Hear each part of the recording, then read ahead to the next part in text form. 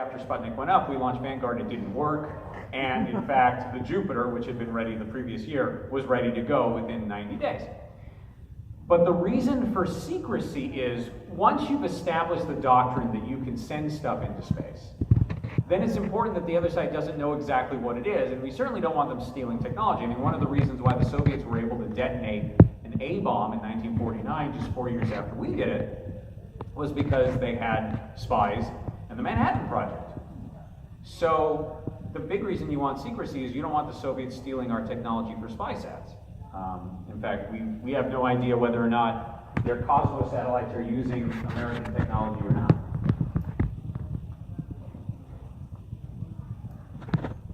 It was just the idea that we agreed with them it was okay to do it. I don't understand why.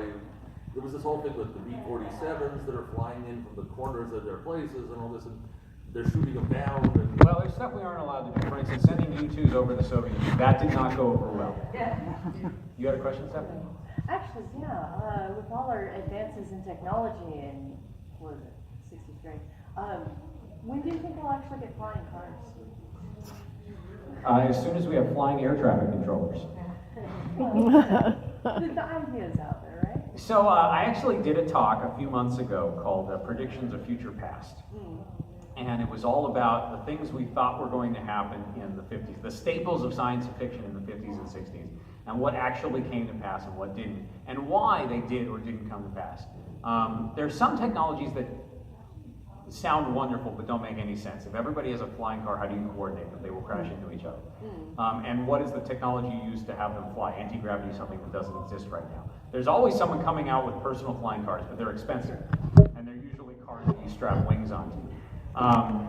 So predictions that didn't come to pass. For instance, in the 50s and 60s, we felt that someday the Earth would have the overwhelming, crushing overpopulation of perhaps as many as 4 billion people on this planet. And we would all be eating yeast. We're doing former bread. And that's because we did not anticipate in the late 50s, early 60s that someone would invent something called birth control, allowing women to choose when they had children. And it's amazing what a game changer that is, but we still haven't seen the ramifications of that yet. There was belief we would destroy each other with nuclear weapons. That was pretty common in the 50s. And still to a degree, so last year we saw the intimate and quite surprisingly good film. Has anyone seen Panic in Year Zero? It's a Roger Corman film. It's a good film, starring Ray Milland. Surprisingly good. If you get a chance, I would watch it. It's this very intimate, tight, it's kind of like a Last Babylon, but on TV. And then, of course, it's the inferior knockoff, This Is Not a Test, which Lorelei subtitled, This Is Not a Movie. Lorelei helps review all of these movies, so she contributes to the People anticipated global climate catastrophe. So, for instance, in the 50s and before, people were predicting that the carbon dioxide we were pumping into the air might raise the temperature of Earth by several degrees Celsius by the early 21st century. And as we all know, that has not come to pass. Yeah. Right? Well, okay, maybe some of the things they got right. Yeah.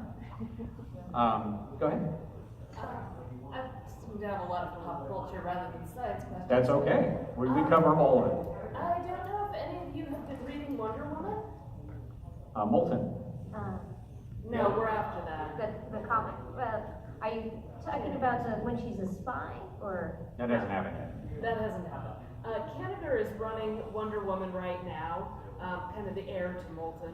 Molten was the 40s, and the 40s stuff, she kicked so much butt. Some of us really enjoyed those 40s comics. I mean, she was going out there and saving the world and stopping bad guys.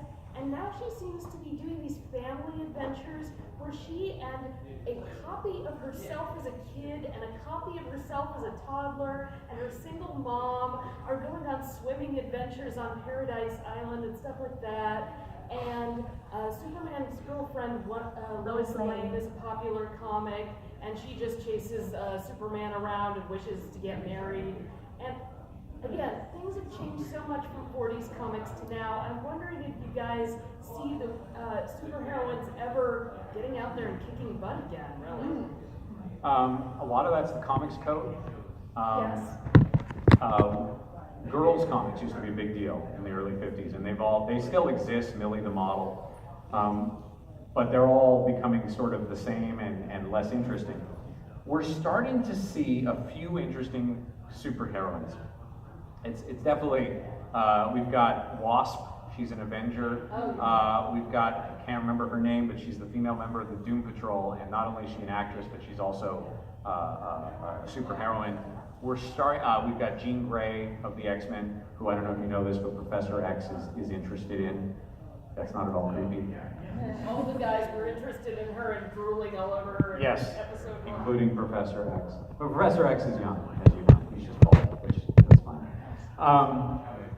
I think we are poised to have a superheroine revival. But you're right, the 50s were this interesting backlash to the 40s, right? And that makes sense. The men went to war, a lot of the women went to war, and a lot of the women went to work. And then the men came back from the war and they wanted their jobs back. And there was this huge conservative backlash. And we're starting to see the backlash to the backlash, right? There's all sorts of interesting subversive counterculture going on right now, with the Beat Generation sort of evolving into something else. And it's very interesting to see where that goes, and I think we're going to see a lot of that in the 60s, especially now. I feel like November 1963 is like a cutoff between the 50s and what happens next. Yeah, and that's actually a really good place to start wrapping things up here and picking, Are we out of time? recipients for the prizes, yes. It is 3:43, so we have 2 minutes All right. to wrap things up. One last question, and then I will pick some prizes.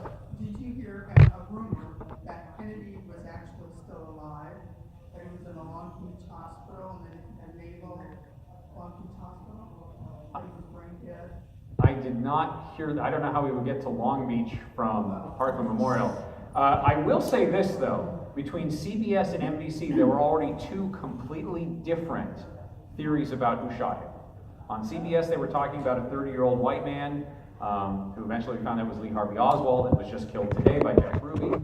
On NBC, they interviewed a lady who said that she saw a guy shooting from the grassy knoll and then ran away, and then she chased after him. I don't know if she was just clamoring for attention or not, but I found it interesting. You had two completely different narratives within half an hour of them going on television. I don't know that we'll ever find it. TASS, the Soviet news agency, immediately said it was the work of far-right elements. Certainly, the news was suggesting that it might be the Birch Society, John Birch Society. On the other hand, the John Birch Society said it was a communist plot. But on the other hand, the John Birch Society was putting up pictures of Kennedy looking like a mugshot saying, "Wanted for treason, John F. Kennedy." So, Before he was shot. far-right, communists, kooks. Mafia. They said mafia too. Mafia. Mafia, right. Any number of people could do it.